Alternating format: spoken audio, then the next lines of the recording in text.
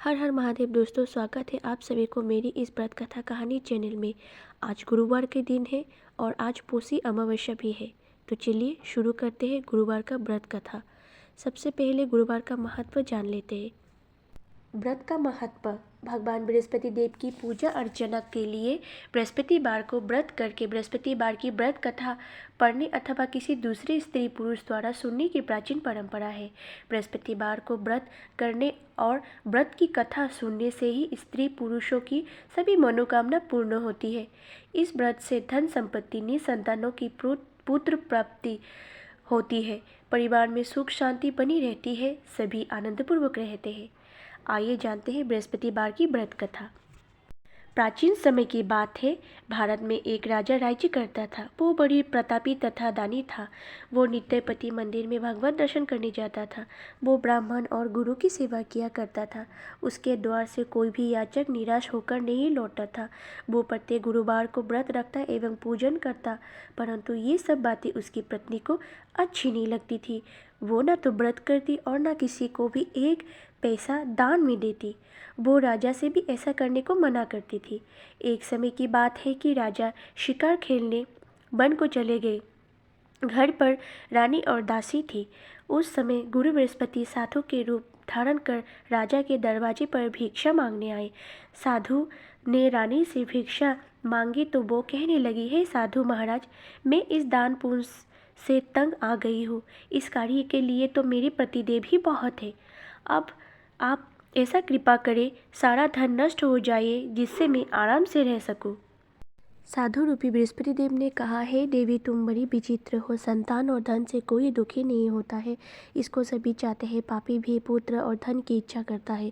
अगर तुम्हारे पास अधिक धन हो तो भूखे मनुष्य को भोजन करवाओ, पाँव लगवाओ, ब्राह्मणों को दान दो, धर्मशाला बनवाओ, कुआं, तालाब, बावड़ी, बाग बगीचे आदि का निर्माण करवाओ तथा निर्धनों को कुंवारी कन्या का विवाह करवाओ, साथ ही यज्ञ करो। इस प्रकार के कर्मों से आपके कुल का और आपका नाम परलोक में सार्थक होगा एवं स्वर्ग की प्राप्ति होगी। परंतु रानी को इस बातों से खुश नहीं थी। उसने कहा, हे साधु महाराज, मुझे ऐसा धन का आवश्यकता ही नहीं जिसको मैं अन्य लोगों को दान दूं तथा जिसको रखने और संभालने में मेरा सारा समय नष्ट हो जाए। साधु ने कहा, हे देवी, यदि तुम्हारी ऐसे ही इच्छा है तो जैसा मैं तुम्हें बताता हूँ तुम वैसे ही करना।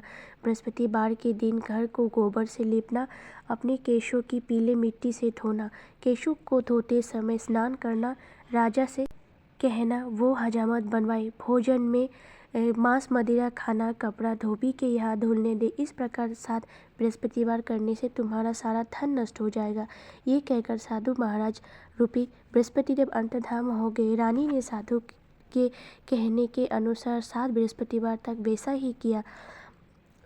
साधु के बताए अनुसार कार्य करते हुए केवल 3 ही बृहस्पतिवार बीते थे कि उसकी समस्त धन नष्ट हो गई। भोजन के लिए दोनों समय परिवार तरसने लगा तथा सांसारिक भोगों से दुखी रहने लगा। अब राजा ने रानी से कहा, हे रानी, तुम यहाँ पर रहो, मैं अब परदेश जा रहा हूँ। वहाँ कोई काम धंधा करूँगा, शायद हमारा भाग्य बदल जाए। राजा ऐसा कहकर परदेश चला गया। वो वहाँ जंगल से लकड़ी काट कर लाता और शहर में बेचकर अपना जीवन व्यतीत करने लगा। इधर राजा के बिना रानी और दासियां दुखी रहने लगी। किसी दिन भोजन मिलता और किसी दिन जल पीकर ही रह जाती। एक समय रानी और दासियां को 7 दिन बिना भोजन के व्यतीत करना पड़ा। तो रानी ने अपनी दासी से कहा, यहाँ पास ही के नगर में मेरा बहन रहता है, वो बड़ी धनवान है, तू उसके पास जा और वहाँ से 5 सेर वेजर मांग कर ले आ, जिससे कुछ समय के लिए गुजरा हो जाएगा। दासी ने रानी की बहन के पास गई। रानी की बहन उस समय पूजा कर रही थी। बृहस्पतिवार का दिन था। दासी ने रानी की बहन से कहा, हे रानी, मुझे आपकी बहन ने भेजा है, मुझे 5 सेर वेजर में दे दो।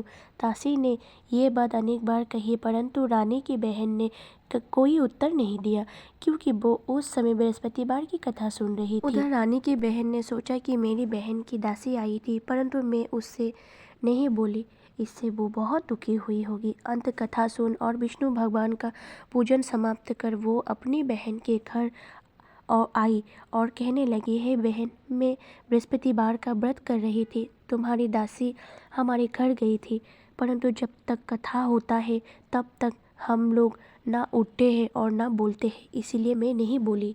कहो दासी क्यों आई थी? रानी बोली, बहन, हमारे घर अनाज नहीं था।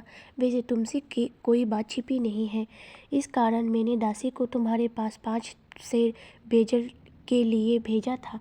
रानी की बहन बोली, बहन, बृहस्पति देव भगवान सबकी मनोकामना पूर्ण करती है। देखो, शायद तुम्हारे घर में भी अनाज रखा होगा।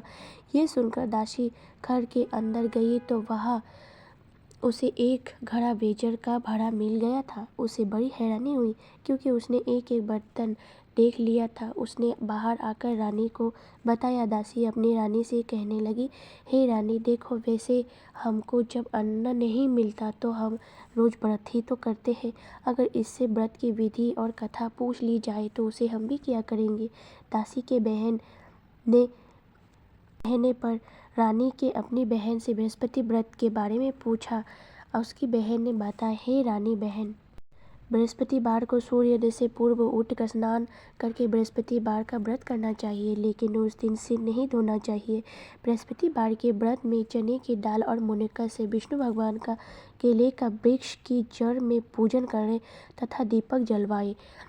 उस दिन एक ही समय भोजन करें। भोजन पीले खाद्य पदार्थ का करें तथा कथा सुने। इस प्रकार करने से गुरु भगवान प्रसन्न होते हैं, अन्न पुत्र धन देते हैं, मनोकामना पूर्ण करते हैं।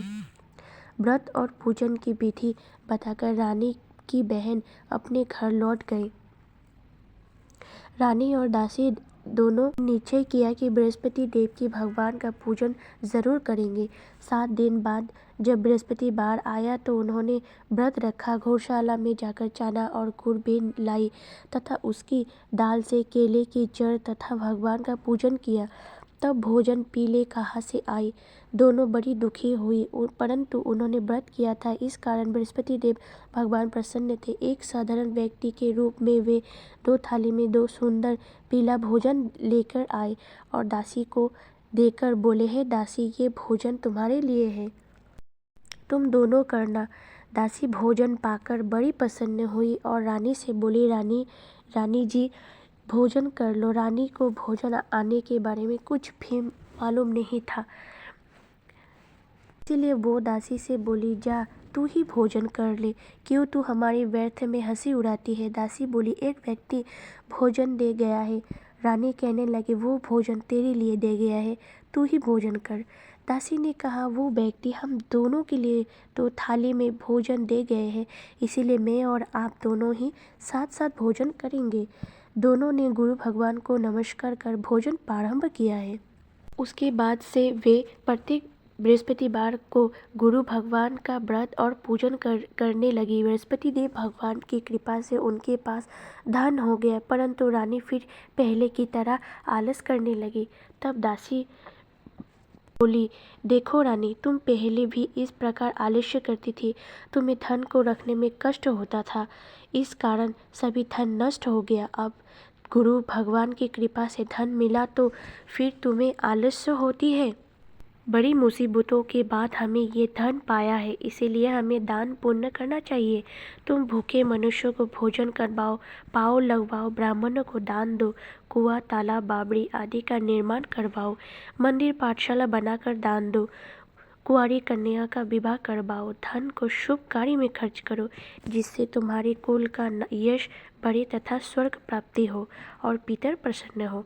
दासी की बात मानकर रानी ने इसी प्रकार के कर्म करने प्रारंभ किया, जिससे उनका काफ़ी यश फैलने लगा। एक दिन रानी और दासी आपस में विचार करने लगी कि ना जाने राजा किस देश में होगी, उनकी कोई खोज खबर नहीं है। गुरु भगवान से उन्होंने प्रार्थना की और भगवान ने रात्रि में राजा को स्वप्न में कहा, हे राजा, उठ, तेरी रानी तुझको याद करती है, अब अपने देश को लौट जा। राजा प्रातःकाल उठकर जंगल से लकड़ियां काटकर लाने के लिए जंगल की ओर चला पड़ा। जंगल से गुजरते हुए वो सोचने लगा, रानी की गलती से उसे कितने दुख भोगने पड़े। राजपाट छोड़कर उसे जंगल में आकर रहना पड़ा। जंगल से लकड़ियां काटकर उन्हें बेचकर गुजारा करना पड़ा। उसी समय उस जंगल में बृहस्पति देव एक साधु का रूप में धारण कर आए। राजा के पास आकर बोले, हे लकड़हारे, तुम इस सुनसान जंगल में किस चिंता में बैठे हो, मुझे बतलाओ। ये सुन राजा के नेत्र में जल भर आया और साधु की वंदना कर बोले, हे प्रभु, आप सब कुछ जानने वाले हैं। इतना कहकर राजा ने साधु को अपनी संपूर्ण कहानी सुना दी। महात्मा दयालु होते हैं, वे राजा से बोले, हे राजा, तुम्हारी पत्नी ने बृहस्पति देव के प्रति अपराध किया था, जिसके कारण तुम्हारी ये दशा हुई। अब तुम किसी प्रकार की चिंता मत करो। अब तुम भी बृहस्पतिवार का व्रत करके चने के दाल वो गुड़ जल के लोटे में डालकर केले का पूजन करो। फिर कथा कहो या सुनो, भगवान तुम्हारी सब मनोकामना पूर्ण करेंगे। साधु को प्रसन्न देखकर राजा बोले, हे प्रभु, मुझे लकड़ी बेचकर इतना भी पैसा नहीं मिलता जिससे भोजन करने के उपरांत कुछ बचा सकूं। मैंने रात्रि में अपनी रानी को व्याकुल देखा है। मेरे पास कोई साधन नहीं है जिससे समाचार जान सकूं। फिर मैं बृहस्पति देव की कथा क्या कहूँ या सुनो, मुझको तो कुछ भी मालूम नहीं है। साधु ने कहा, हे राजा, तुम किसी बात की चिंता मत करो। बृहस्पतिवार के दिन तुम रोजाना की तरह लकड़ियाँ लेकर शहर में जाओ। तुम्हें रोज से दुगना धन प्राप्ति होगा, जिससे तुम भली भांति भोजन कर लोगे तथा बृहस्पति देव की पूजा का सामान भी आ जाएगा। बृहस्पति देव की कथा इस प्रकार है। बृहस्पति देव की दूसरी भाग। प्राचीन काल में एक बहुत ही निर्धन ब्राह्मण था।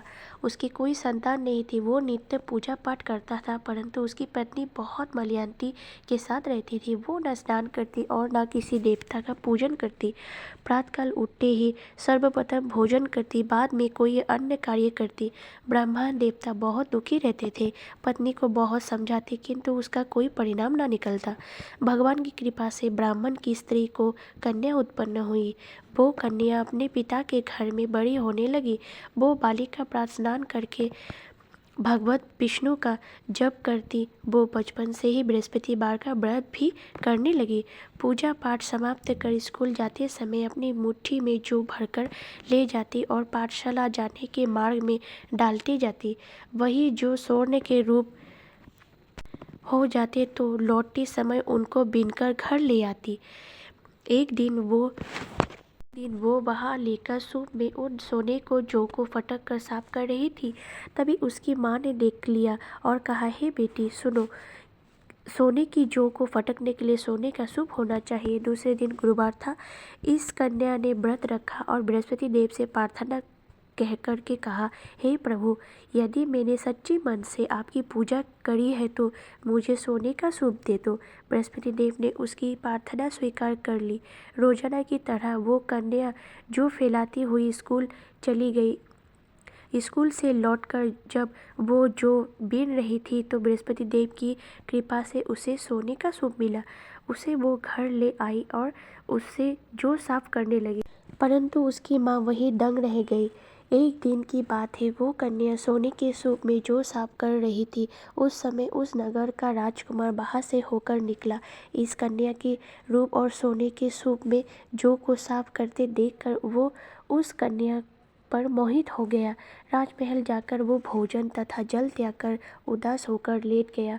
राजा को जब राजकुमार द्वारा अन्य जल त्यागने का समाचार ज्ञात हुआ तो अपने मंत्रियों के साथ वो अपने पुत्र के पास गया और बोले, हे पुत्र, तुम्हारी किस बात का कष्ट है? किसी ने तुम्हें अपमान किया है अथवा कोई अन्य कारण है?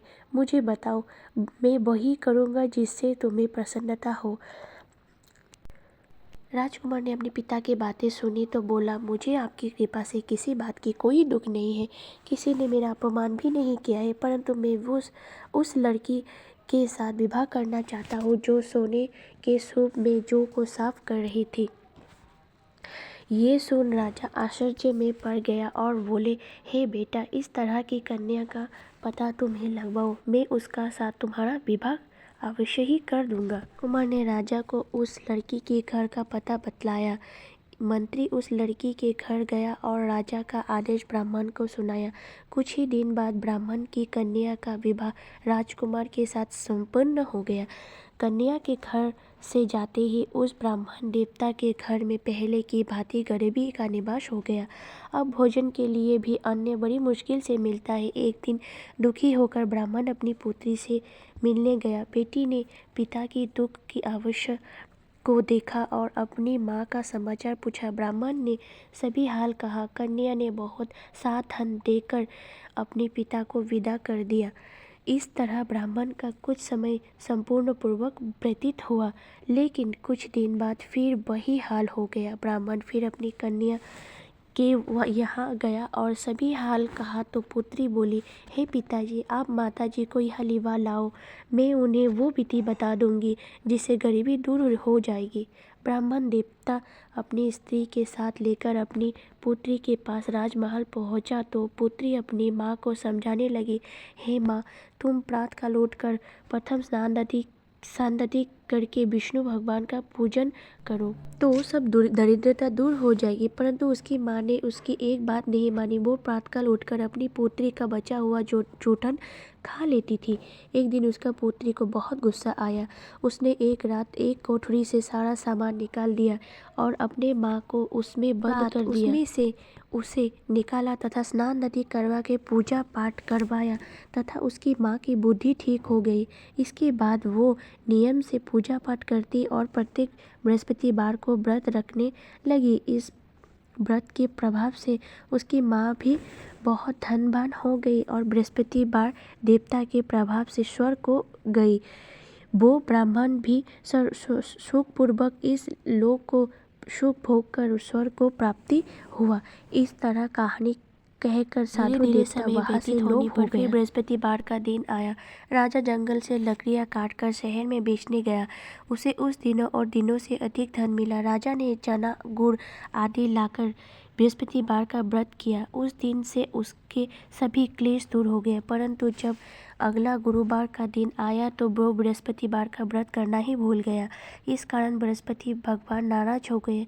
उस दिन उस नगर का राजा ने विशाल यज्ञ का आयोजन किया था। अपने समस्त राज्य में घोषणा करवा दी कि कोई भी मनुष्य अपने घर में भोजन न बनवाए तथा आग भी न जलाए। समस्त लोग मेरे यहाँ भोजन करें। इस आज्ञा को जो ना मानेगा उसको फांसी की सजा दी जाएगी। राजा की आज्ञा अनुसार राज्य के सभी वासी राजा के भोज में सम्मिलित हुए, लेकिन लकड़हारा कुछ देर से पहुंचा, इसीलिए राजा उसको अपने साथ महल में ले गए। जब राजा लकड़हारे को भोजन करा रहे थे तो वो रानी की दृष्टि उस कुर्ती पर पड़ी जिस पर उसका हार लटका हुआ था।